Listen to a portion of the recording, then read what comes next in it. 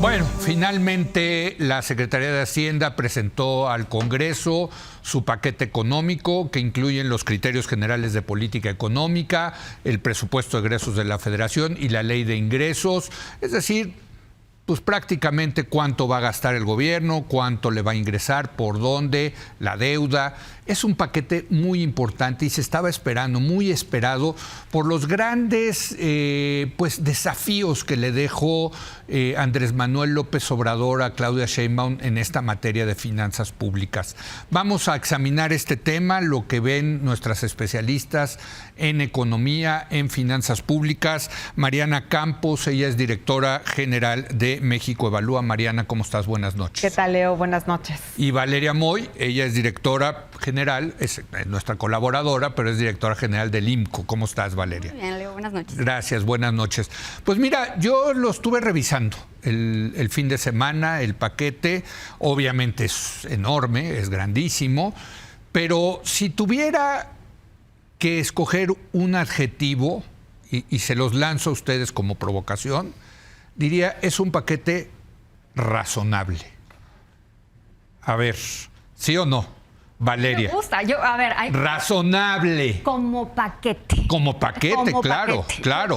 Ya luego entramos a los intestinos y a los estómagos, pero el paquete en sí, dices, paquete razonable. Yo creo que el tema fundamental era tenemos que reducir el déficit. Correcto. Y había ese mandato, tenemos que reducir el déficit. Sí. Para reducir el déficit, pues básicamente tienes dos sopas, ¿no? Que puedes mezclar, que eso, bajas el gasto, subes los ingresos. Sí. Yo creo que se presenta eso. Ya sabíamos que se iba a cortar el déficit y eso, eso implicaba recortar el gasto. Lo que a algunos no nos gusta es dónde se está recortando. Ahorita entramos ahí, pero el paquete en sí, si uno lo ve, digamos, con una visión más desde fuera, de qué es lo que están esperando los mercados, o sea, se va a recortar el déficit público en su medida más amplia, que es el requerimientos financieros del sector público, que este año van a ser 5.9, quizás lleguen 6.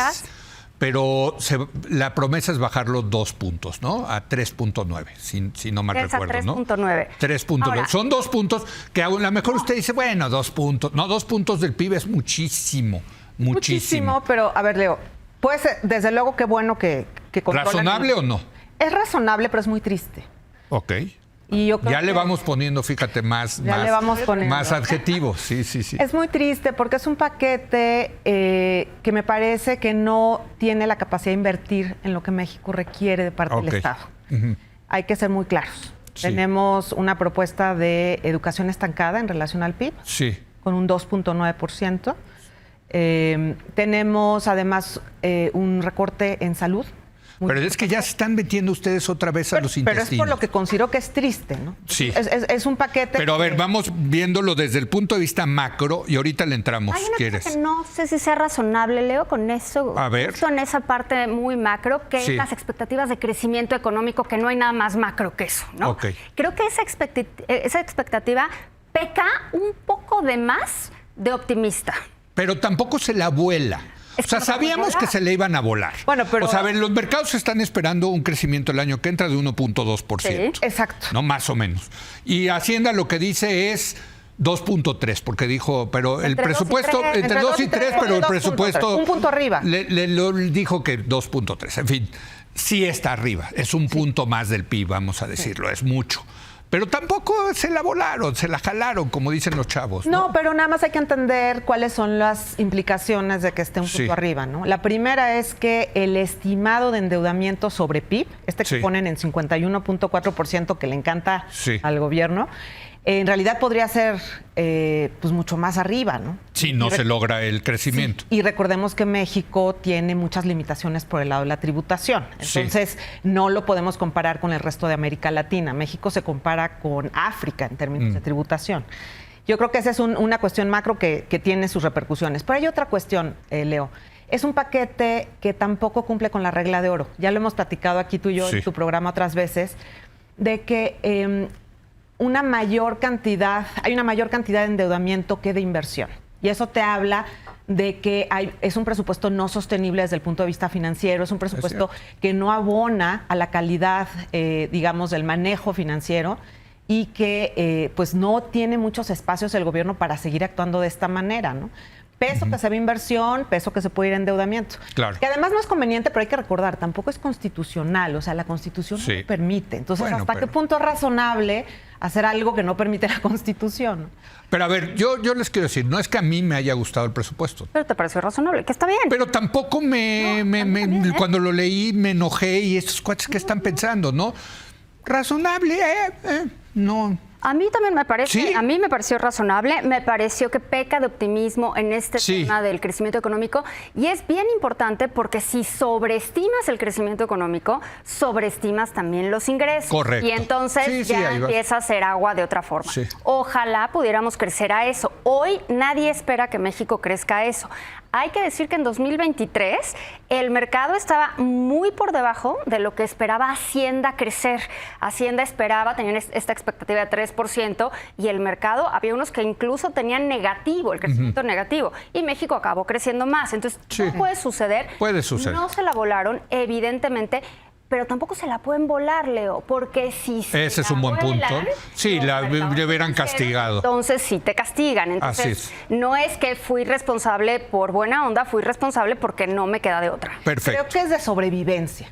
Para mí, ándale, ese está bueno. Es un paquete de sobrevivencia. Sí. No es lo que de pasar el 25. De pasar el 25. Exacto. Pero no creo que sea lo que requiere México en términos de apuesta para el desarrollo, apuesta para aprovechar nearshoring, para invertir en capital humano. O sea, creo que dista mucho de lo que requiere nuestro país. Claro, pero también traemos encima el elefante en la sala, que es lo que viene en el 25 y en el 26 con Donald Trump. O sea, sí, yo creo que ahora hay que tener una visión súper de corto plazo. No sé qué opinan ustedes, ¿no? Bueno, más allá de, por supuesto que este es el tema, ¿no? Y es un tema que vamos a tener que lidiar y que la Secretaría de Economía, en teoría, está muy preparada para lidiar con Trump y su equipo.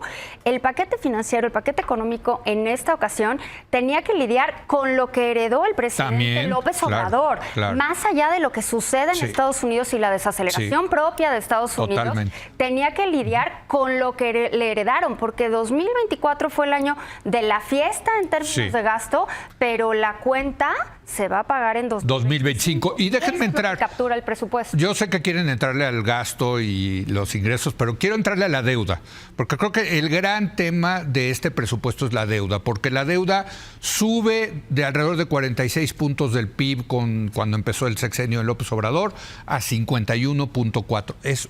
Es realmente mucho dinero, y sobre todo este último año.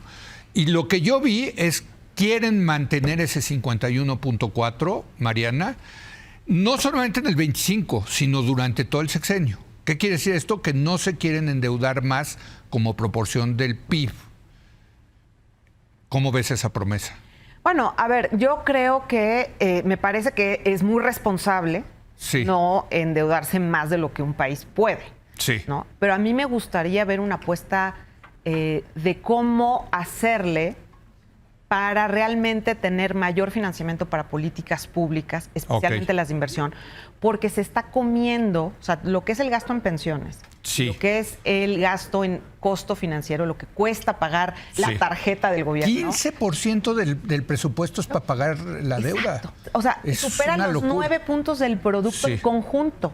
Y este monto, ¿no? Esta apuesta es menor a la que se hace en educación, en infraestructura, en salud. Entonces sí te habla de que tenemos que tener una mejor calidad de gasto y tenemos que mejorar la flexibilidad del presupuesto. Entonces, en adición a tener un buen, digamos, peso del endeudamiento en la economía, que no absorba en exceso los recursos, que se mantenga sostenible, creo que sí tenemos que ver la manera en que el gobierno pueda atender otros déficits, porque hay otros déficits. A lo mejor el déficit de ahorita lo controlaron, pero no controlaron el déficit que hay en pues carencia de capital humano, el déficit que hay en salud, en atención médica. Bueno, y en inversión pública, ¿no? En inversión pública. Que ahí entonces, sí la tijera estuvo durísima. Y ahí hay un aspecto que casi está pasando desapercibido y que me gustaría mencionar.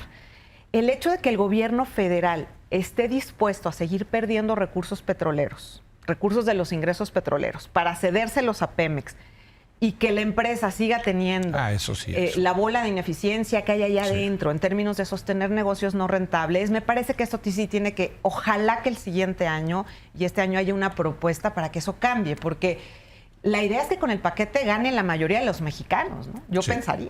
Sí, a ver, ¿cómo ves este tema? El porcentaje de endeudamiento sobre PIB no es sinceramente una de las variables que más me preocupe. Yo creo que está en un nivel aceptable. El uso de esos recursos es lo que me preocupa. Yo sinceramente pensé que no se iban a atrever a bajar el déficit de 5.9 a 3.9. Pensé que se iba a proponer algo alrededor de 4.5, 4.6 con una mayor gradualidad, porque el recorte que se plantea sí es bien importante en un momento en el que la economía mexicana se está desacelerando y eso puede frenar todavía más. Si este porcentaje de deuda PIB que nos gusta y que siempre vamos a usar se usara de forma correcta, y la pregunta iba a ser ¿y qué quiere decir de forma correcta? Entonces es completa y absolutamente aceptable, y para el nivel de desarrollo y el estadio de desarrollo que tiene México está muy bien ese nivel. O sea, si se endeudaran 5 puntos más del PIB, pero lo utilizaran para carreteras, aeropuertos, agua, el tema del agua, electricidad, en fin, eso te genera mayor crecimiento económico. Ahora, en esta ocasión se plantea un superávit primario, que eso, en teoría, pues te va a permitir que puedas gastar sin tener que endeudarte para pagar los intereses, de acuerdo con los precios planteados.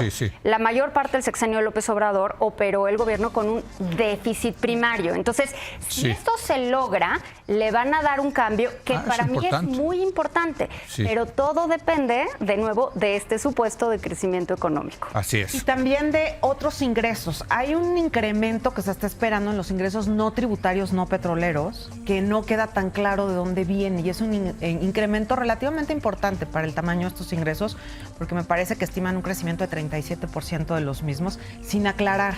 ¿Son aranceles? No, ahí vienen los derechos. Porque también en aranceles subieron importante. Bueno, puede ser que algunas tarifas puedan estar ahí, sin duda. Hay que ver cómo se cumple ese supuesto.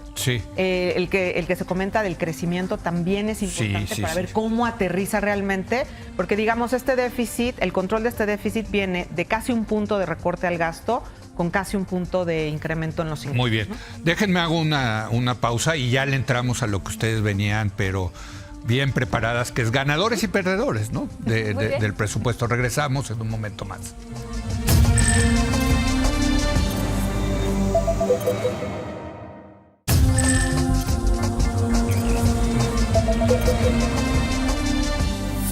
Bueno, regresamos con Valeria Moy y Mariana Campos. Estamos analizando el paquete económico que presentó el gobierno para el año que entra.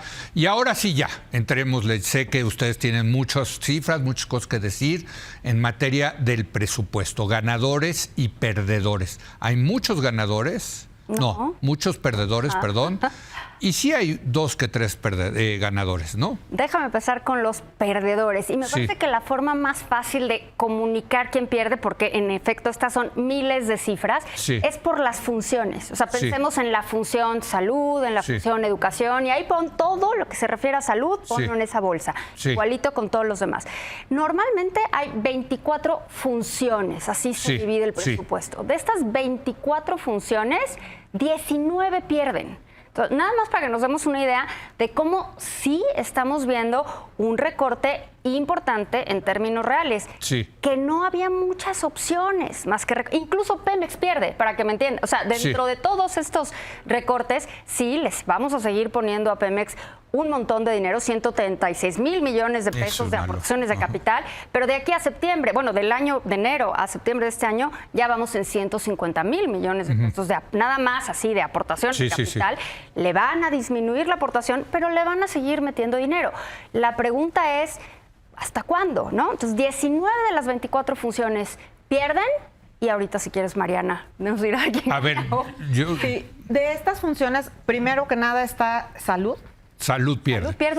Incluyendo lo que le van a dar el IMSS Bienestar. Sí, bueno, lo que pasa es que más... Es que eso sube, ¿no? Eso sube, pero hay otros que bajan. Entonces, la Secretaría de Salud, por ejemplo, baja durísimo. Que me parece que refleja el cambio en la gobernanza que hay en el sector salud. Es decir, que la Secretaría de Salud, que es el principal regulador del sector salud en México, no solo de la salud pública, sino también de lo que sucede en el sector privado, pues está perdiendo mucha, en mi opinión, mucha relevancia en la política pública y lo vemos claramente en el presupuesto. Ok, entonces baja salud. Baja salud, baja la función en general. Adiós Dinamarca. Adiós Dinamarca. Bueno, nunca la tuvimos. No, nunca llegó Dinamarca. Dinamarca eficiente. Más bien. Pero hay algo más triste. Bienvenido Tanganica.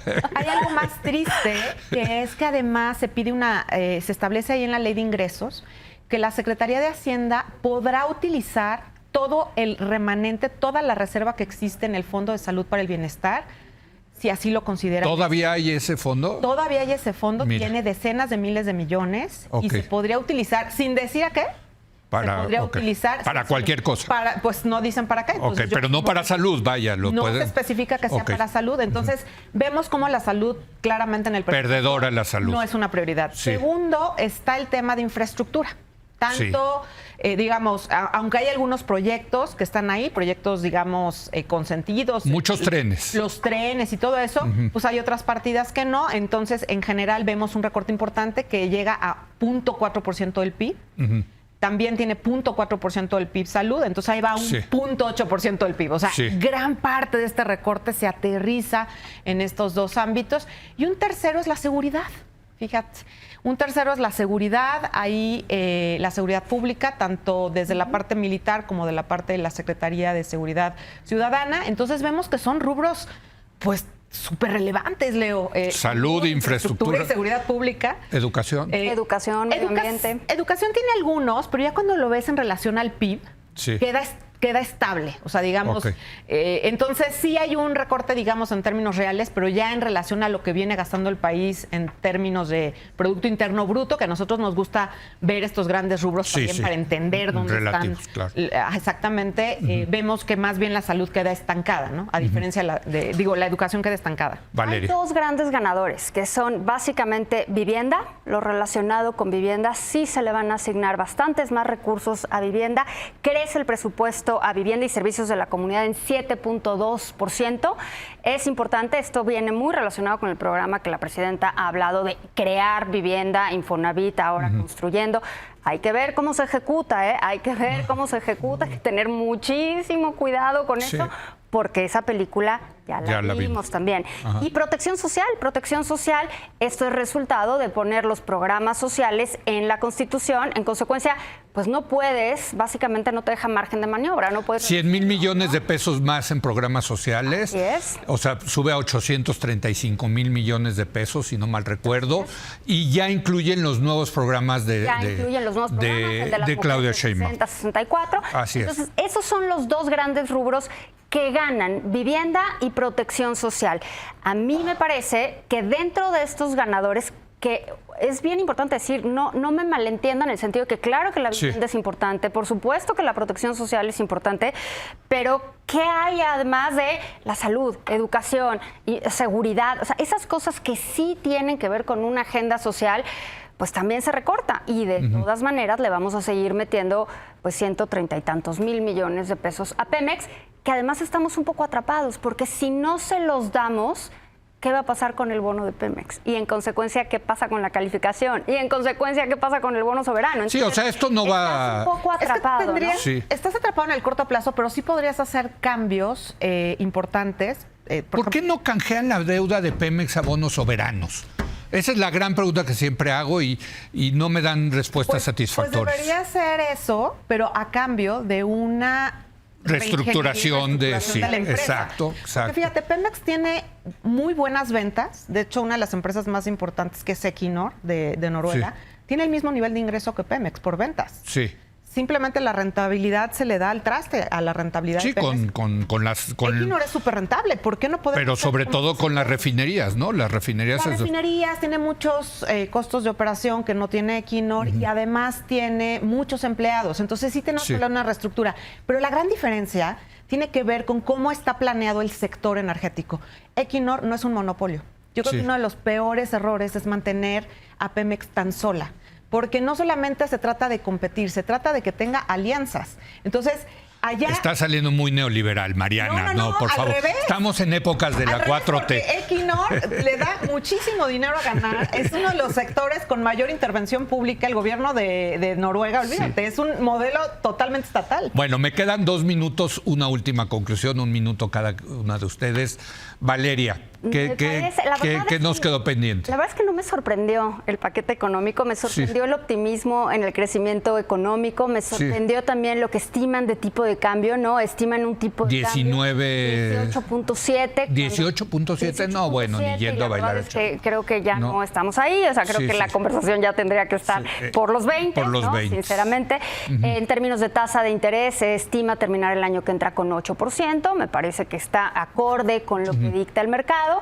El tema de producción de barriles de petróleo se queda igual, que eso también es un misterio, porque cuando vemos la producción, pues la producción va en declive, entonces no se entiende por qué se estima eso, pero de alguna manera no hubo demasiadas sorpresas en los grandes números. Sí, para mí es una sorpresa que un gobierno que se dice que le preocupa el gasto social, pues la única manera de ver el gasto social sea a través de programas de transferencias y que no digo que no sean necesarias, pero que no se valore otro tipo de temas más estructurales como la salud. Valeria, no me sorprende. A ver, si ha sido un exitazo desde el punto de vista político. Electoral, pero pues para eso tienes tu mesa política, ¿no? Yo estoy hablando de la mesa económica, Exacto.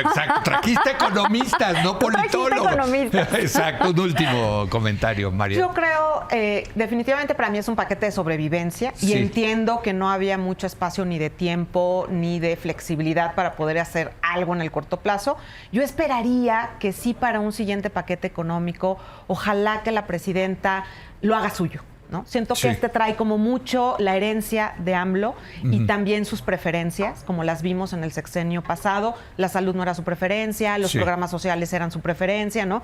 Entonces sí creo que ojalá que ella tome las riendas del paquete y se vean reflejadas en algún momento sus preferencias de gobierno. Creo que sería muy importante que fortaleciera el gobierno sus ingresos más adelante, pero creo que antes de dar ese paso es fundamental trabajar en el tema de Pemex y ojalá que con más recursos sí se le apostara a los servicios públicos, porque si hasta este momento, hay que decir, las transferencias y con información de la Secretaría de Hacienda no son completamente progresivas como lo podrían ser. O sea, sí hay un tema de que al carecer de recursos en los servicios de salud, de educación, sí afectamos a los que menos tienen. Claro. Bueno, y lo que tú dices, hacer una reforma fiscal sin arreglar Pemex, pues que... No, es que no puedes. No, es que sería injustísimo, ¿no? Que te quiten más impuestos para dárselos a Pemex, ¿no? Y todavía tenemos una dependencia fiscal importante de Pemex. Así es. Gracias, Mariana. Gracias, Valeria. Gracias, vamos a hacer la mesa política, te prometo, del presupuesto. La veré. Gracias. Y gracias a usted por habernos acompañado. Muy buenas noches.